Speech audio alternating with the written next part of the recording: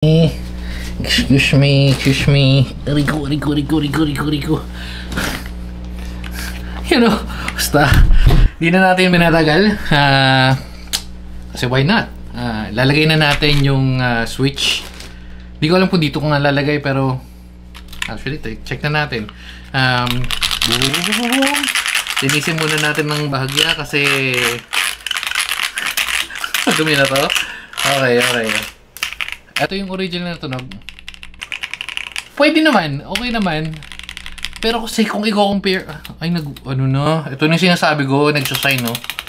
Okay naman, pero kasi kung, again, i-compare ko dun sa mga malulupit nating keyboard, sobrang layo niya. And ito yung isa sa mga main keyboard ko. And feeling ko kailangan ko siya i-upgrade. At dahil dyan, nasa na yung pang-upgrade natin. Okay, so ito. At kukumbuhan natin siya ng... Uy, nilaglag. Kukumbuhan natin siya ng National Treasure na nagpamahal.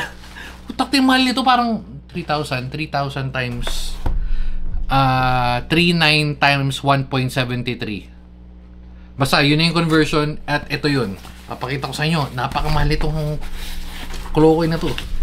Bakit? Ay, nasa na? Ayun. Bakit mahal? Sabi sa akin nung nakausap natin, ito yung dun sa Army Group, yung kahoy daw na to, kumaga Nara sa Pilipinas, ito yung kahoy nila sa Indonesia. So, ito yung national treasure daw nila. Pero, tingnan nyo naman, kasi yung quality rin naman talaga. Ayan, no? At dahil dyan, di ko nga tuloy alam kung gagamitin ko siya or di-display ko na lang. So, wala kayong problema. Pero, ayun, no? Man. So, isa sa mga problema ko, di ko alam kung gagamitin dahil binili para doon, pero mahal, tatabi na lang. pero ngayon, ito may muna natin, pinakita ko lang. So, ito yung kasama sa binili natin sa Army Group. Ngayon, mas mura nga doon, which was 900 lang. So, 900 times 1.7. So, yung isang pinagpipilian or binibigay niya sa akin, parang sa yun nga, nasa 900 or 900 to 1,000 and times 1.73. So, I'd say mga 1.8 yun sa, mga 2,000, sabi mo na 2,000. Presyo nung isa, pero iba yung quality nito. So, anyway, so check muna natin bago natin balitan ano yung nakalagay. Feeling ko yung Gateron Red. Kasi hindi. Ano to? Kill din ba to? So, napalitan ko na nga to. Ano to? Hindi ko na matandaan. O yan, ito yung nilagay natin before. And ilalagay natin ngayon is ito.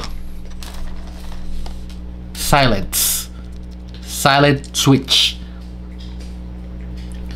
At sana walang mag-bent dahil medyo mahirap kumuha nito kasi parehas lang. Kail nga to.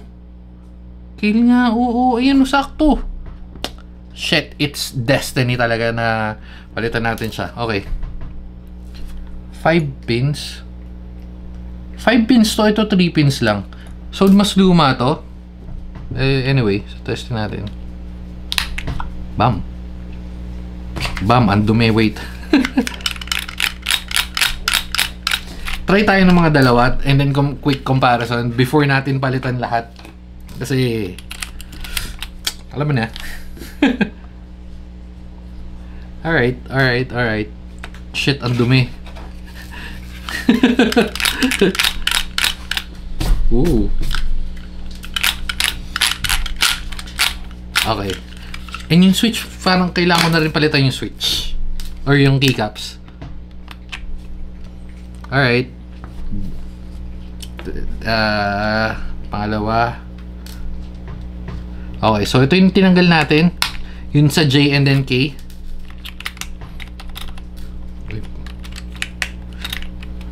Okay, so testing. Ito yung dati.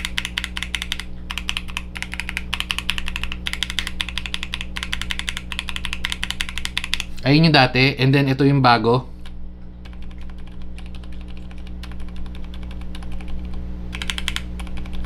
Yan.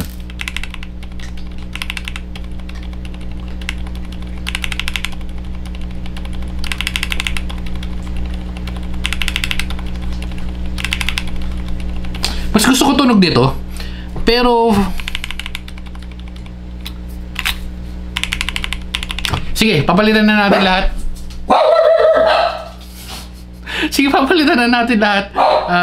Baklasin natin, sabay na ng linis. Pero ito na yung part na mag-zoom lang tayo para mabilis.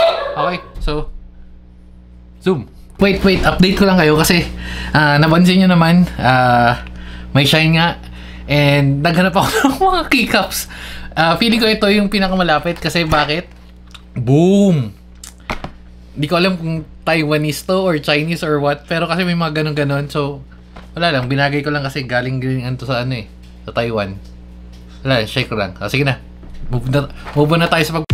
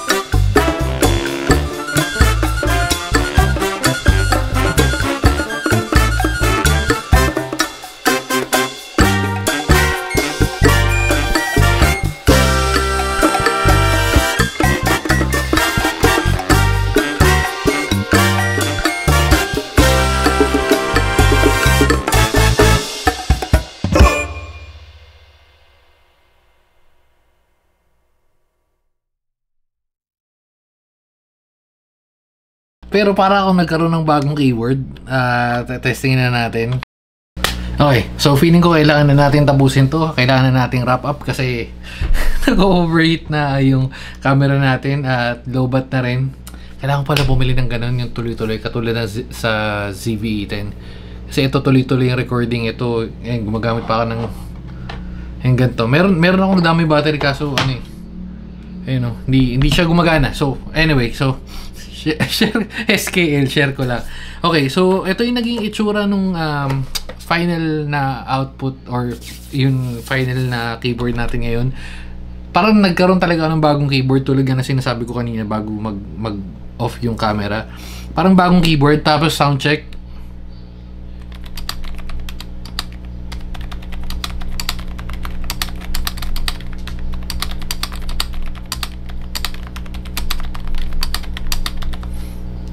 Okay.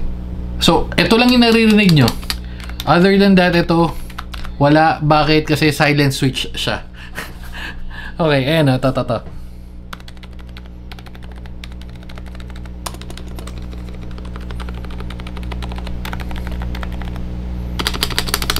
Ito lang yung ito lang yung bukod tang may tunog. Ito, oy, nakaangat pa pala.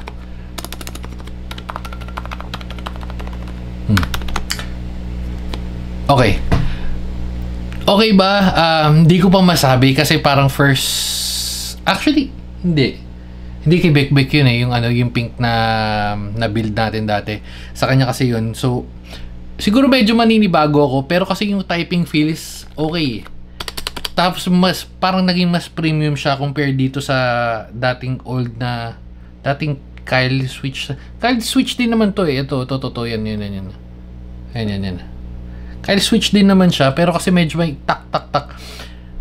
Understandable kasi itong keyboard na to is nakabili natin like a year ago. So, may naglabasan yung mga gagandang keyboards, pati yung switches and all. Pero kasi aluminum to eh. Dapat medyo mas advanced or medyo mas, alam mo yun, mas maganda yung tunog niya if i-compare natin do sa mga, kahit sa mga bago-bagong keyboard. Yun lang, sinishare ko lang. Pero, satisfied naman ako sa ano niya, sa outlook sa kinalabasan niya, sa output niya. Ito yung dating keycaps. Ayun, compare nyo na lang. Yan yung dati sa ganyan. Again, nagmukha siyang bago. Pero tingnan natin kung mag-stick tayo sa ganito. Baka palitan natin kasi hindi ko, itong yellow part na to, hindi ko masyado trip yung may pagka. Tingnan natin. Pero okay naman sa akin. Okay naman itsura. Ito lang. Since silence switch siya, may siguro, ayun lang yung ano niya. Other than that, yung mga ibang keys wala eh. Ayun. So, comment down nyo na lang kung maganda ba or pangit yung kanalabasan. Sa akin, okay naman. Hindi ko masasabing maganda. Katulad nung layout nung isa natin, yun sa ginagamit sa Mac. Yun parang cartoons. Kanya-kanyang trip, pero sa akin okay lang. Hindi siya pangit, hindi siya maganda, sakto lang. At dahil dyan, dahil nag-shutdown nga yung camera, tatabi na natin to. Kung anong gagawin natin sa magantong switch or sa... Ewan ko, tatabi natin. Tingnan natin kung makakabuo tayo ng ibang ano. Or para-raffle natin or what. O sige, yun lang. Ang haba ng video na to, higit 1 oras dahil sa pagpapalit. Pero, in fairness, nalinis natin yung keyboard. Alright, so dito na natin tatapusin. Taiwan build na keyboard natin. At dahil dyan, bye bye na guys. Babu.